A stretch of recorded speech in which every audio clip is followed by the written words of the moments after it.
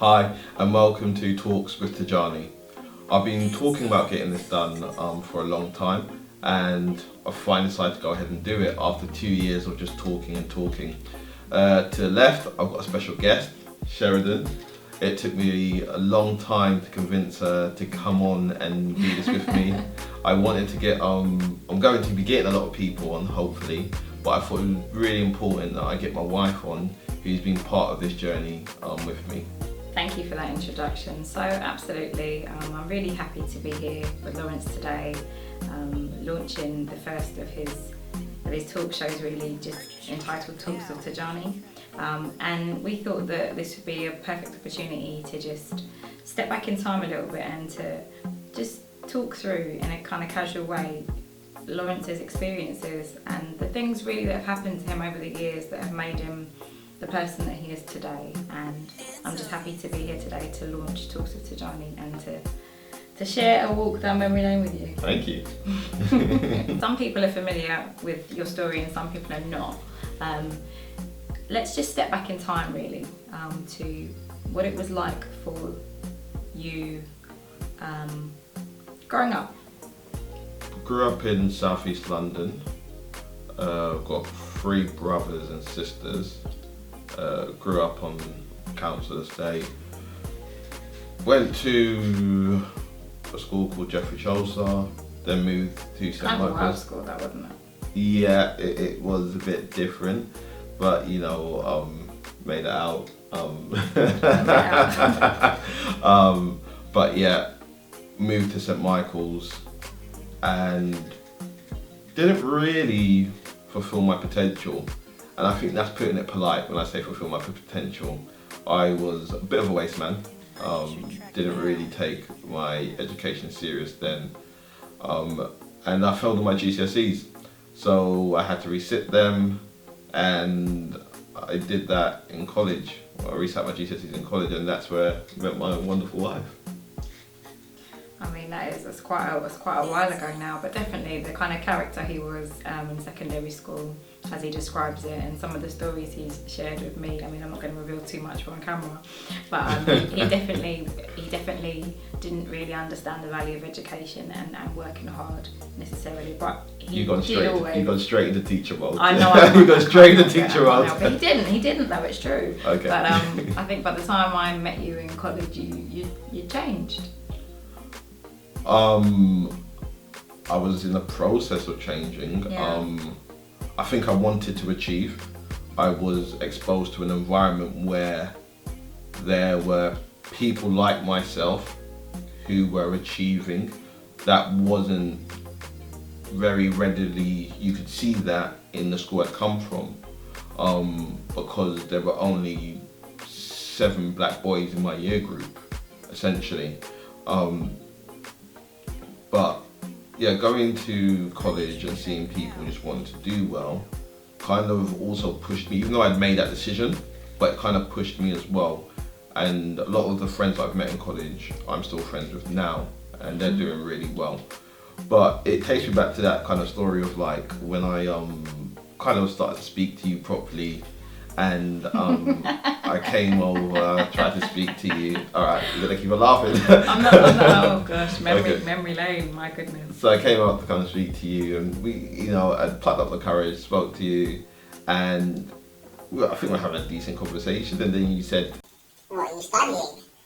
That's a question you ask somebody. What are you studying? It's a normal question. I don't think that's a question you ask someone who's just trying to get to know you. But anyway. But it is. It's like, what are you studying? But anyway. What is your ambition? What is it you want to do? It's a question. See, already from then she knew she wanted to marry me. Let's just be clear.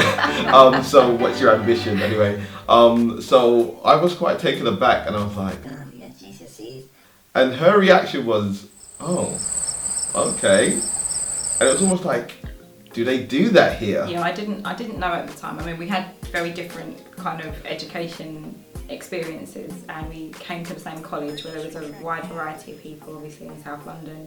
And I didn't know at that point you could fail GCSEs or couldn't do very well in them. So I didn't know that at the time. Clearly now I work in education and times have moved on, I'm aware of that. And I'm trying my best to give back into the community and helping young people. But So that was your first exposure to failure, basically. I'm not going to put it like that. Let's not point it that. You're my first example of seeing how powerful it can be for someone to turn their life around. Okay, that's what you're saying now. How inspirational it can be for someone to turn their life around. I give you that. You saved yourself. Okay. You saved yourself. And I believe it. It's not cheese on toast. I believe that. Okay, you saved yourself. So go back. So reset my GCSEs, done well in them. Went on to study a vocational A level. Did well in that as well. Got a distinction, the highest grade in that. And then went on to university at Westminster. And Sorry to cut you both, but just go back to actually when we were in college. So started getting some really good habits. He was working hard. He was studying, revising, etc., and doing really, really well. And then you had your first seizure. in college. In college. Oh, yeah. Yeah, So you don't remember it. Seizure in college, yeah. So it was around Christmas time. It was Christmas time. And I had just finished doing a 12-hour shift. And then I'd gone back home, and I remember I was watching Marks and Spencer's, I think you worked in. We're not getting sponsored by okay, them. okay. Like, let's stop name dropping. We're not there yet. Okay. All right. Ignore So that, I was working in a store. I'd come back home, and then I'd had a shower, and then sat down speaking to my brother-in-law. Was watching Star Wars, actually. Remember that? And next thing I know, I wake up in the hospital on Christmas Day, and I just remember this stench. Actually, I'm smelling it now. It's not you, babe. Smelling it now, and it was this drunken man next to me, singing Christmas carols, and I was really confused as where I was, and yeah, that's when I had my first attack with epilepsy. Yeah. So I remember you ringing me and speaking to me and telling me about what happened to you, and it was obviously you didn't understand. Were we friends or were we dating? We were friends at that time. Yeah. We weren't dating. No, we weren't dating. We were friends, and we actually were friends in like the normal sense of friends. Like, he was actually my best friend for a while. I'm not saying it. My credit out here. I'm not saying You're killing me on this. I'm not saying it to sound saucy, but actually it hardly sounds saucy. we established a really good basis for our relationship, and we were really, really good friends for about a year before we started going out. But anyway, I remember you ringing me and talking to me about what that was like for you, and it was confusing to hear and understand because you had somebody that was, quite fit and active, and now suddenly doctors think you have epilepsy. Yeah, so they didn't actually confirm then and there it was epilepsy. I think what they said, it was a seizure, and we need to do some investigations, some brain scans, some other scans to check the nervous system in my brain as well. So I went through that period, and it was difficult, and I was angry, to be honest, because it's kind of like getting my life sorted out on track, and then you get hit with this, and you're like, can I catch a break? So went through that, and then was finally diagnosed with idiopathic epilepsy. Now that sounds really clever, but it essentially means they don't know what triggers my epilepsy. So it's not flashing lights, and let me just take this moment to explain. There are numerous amounts of epilepsy. There isn't just strobe lighting, okay? There are different types. So yeah, it was idiopathic epilepsy, so we don't know what triggers it. So yeah, so I had to negate that while going through college, or studying college and working, yeah. And also giving up my license for a year as well, which I found was kind of like, taking my license. Like a loss of freedom, isn't it? Yeah. To have that right taken away from you. Yeah, my Peugeot 106. It was a rusty little banger there with that ridiculous speaker in the back of it. Tell me you did not just say that. After college, you went on to university, and you went to Westminster. We are really name dropping right now. I mean, information is important, isn't it? Okay, but you could just say university. Anyway, went to university, studied software engineering, came out for 2-1, but it wasn't the easiest process of getting that 2-1. It was, as everyone say, getting your degrees is hard work. But think it was in my second year. Am I right? Yeah, second year. Second year, had a really bad seizure, and from what I was living with my cousin then, and from what he told me, it was repeated seizures. So by the time I'd come back round, I'd actually lost a portion of my memory. So I thought I was back in college. I'd lost 2 years, and I thought I was back in college. And I remember waking up and seeing Sheridan. I was like, "Oh, you've put on weight," you know.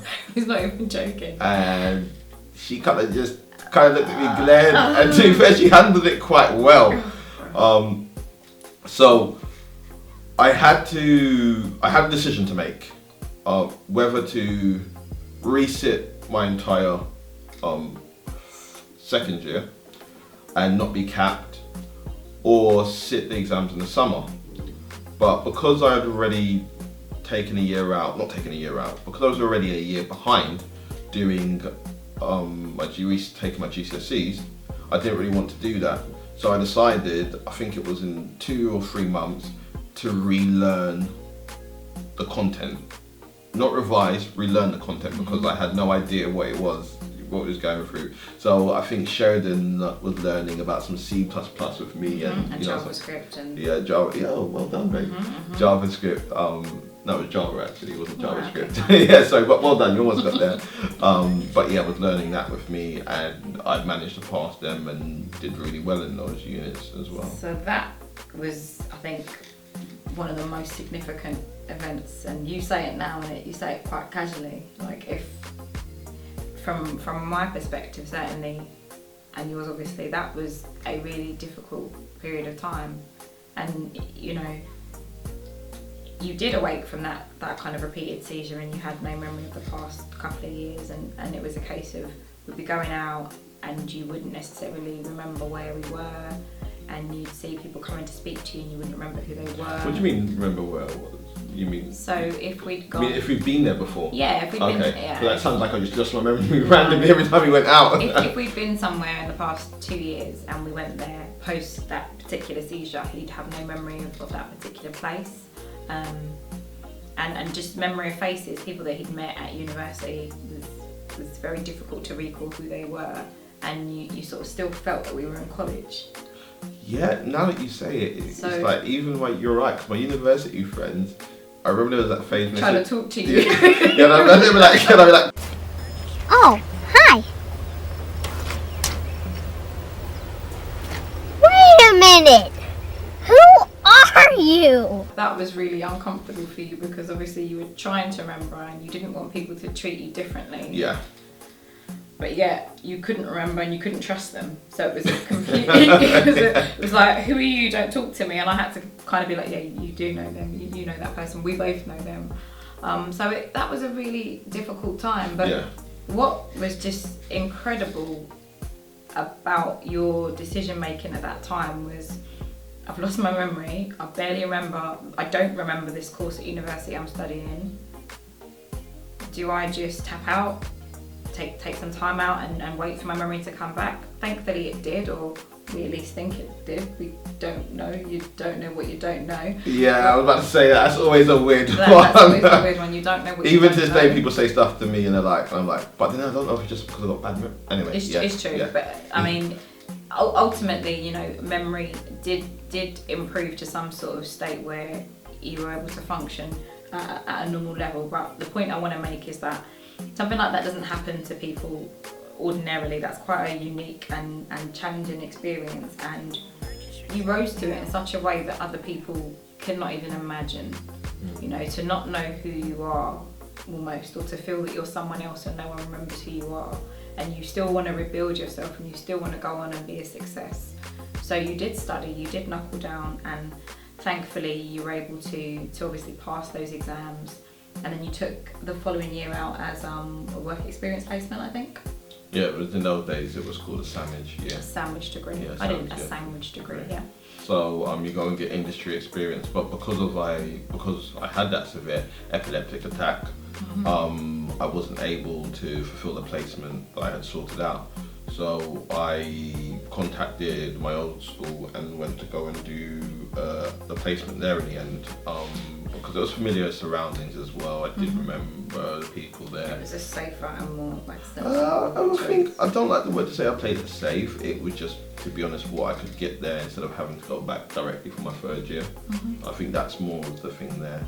So yeah, I went there, worked there for a year, and I remember the head teacher was always on my case about going into teaching, and I was just kind of like, nah, not for me, no.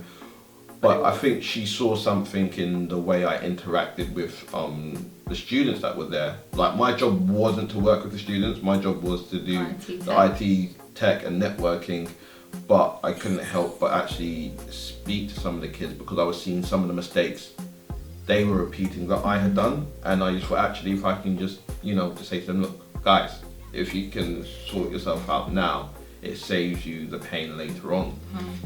So she had obviously picked up on that, and then she offered me a job in my final, after I graduated, saying to train to be a teacher, but also that she would give me one day off to focus on my business as well, because I run a web design and development business with my business partner Emmanuel. So when someone says that, it was a great opportunity, and also I think at the time, in terms of what was going on with the market as well, it made sense to do. So yeah, that's how I got into teaching. Yeah, so I mean, even from college, and we missed that part out, his business, he's always been a real entrepreneur, and he's always been interested in, dabbling in a few things. There's been a clothing line along the way. Wait, Lorenzo. Yeah. There's some... Lorenzo Couture. Okay, oh yeah, there was a couture. And there was some club night events that you hosted for a little bit as well, gave that a try. But really, you and Emmanuel, the web hosting and web design is the one that really stuck even till today. And that sort of started in college as well. So it was, imagine balancing all of those things while still coming to terms with epilepsy, trying to get your seizures under control, trying to get a medication schedule under control as well. With the medication, it wasn't too bad then. To be fair, it wasn't too bad when you took it. Okay, and like, to see where you're trying to divert the conversation, so we'll touch on it while we're there. Is even though I had been diagnosed with epilepsy, there was still a part of me that didn't want to accept it and didn't want to rely on tablets to control my condition.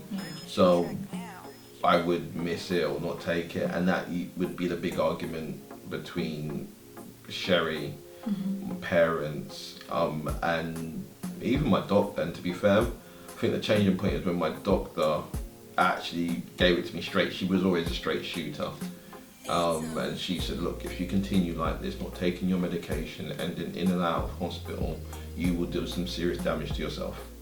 And basically I just had to listen to that, and I didn't want Sherry in my left ear, No, you didn't want me in your left ear, but I know that, and I say I know, but I will never really understand fully how difficult that time and process was for you. But you did get better. It was a process, and it wasn't a straight away thing. It was.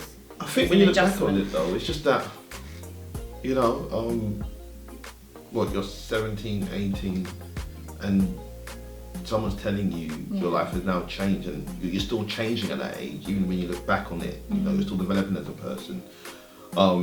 If I was diagnosed with epilepsy earlier and that was always my life, what you knew would it be different?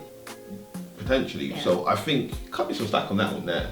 No, absolutely. Yeah. I think I take your point. I mean, having a new diagnosis of something in your teenage years is definitely challenging at that critical kind of age anyway.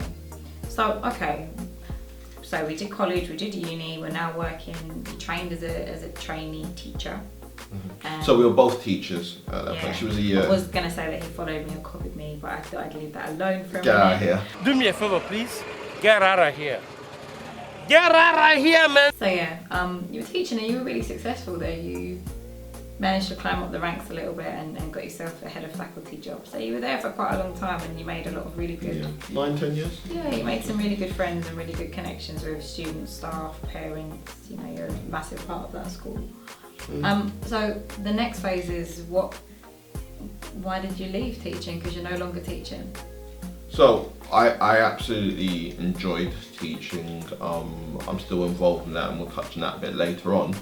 But the reason why I left teaching, and it feels like we're saying again, I had another severe epileptic attack. I hit the side of my head and neck on an oak desk in my office and had repeated seizures. I woke up and I couldn't feel my legs. And I was like, and I kept on trying to move and I was like, I can't feel them. And I woke up and I was in a large amount of pain. It was just like someone had taken a chisel to both my kneecaps and were just going at it consistently.